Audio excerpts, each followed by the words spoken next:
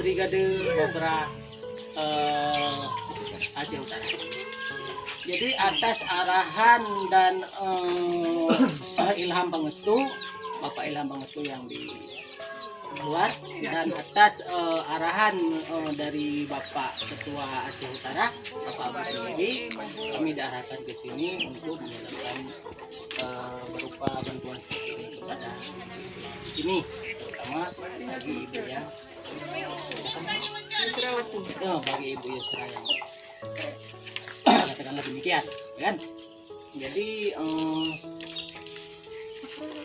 dengan adanya laporan dari Ibu Yani bahwa di sini ada ibu ini yang sakit atau kurang sehat, kami darahkan ke sini. Dan apabila nanti di kemudian hari ada yang seperti ini lagi, dan katakanlah ada bencana alam atau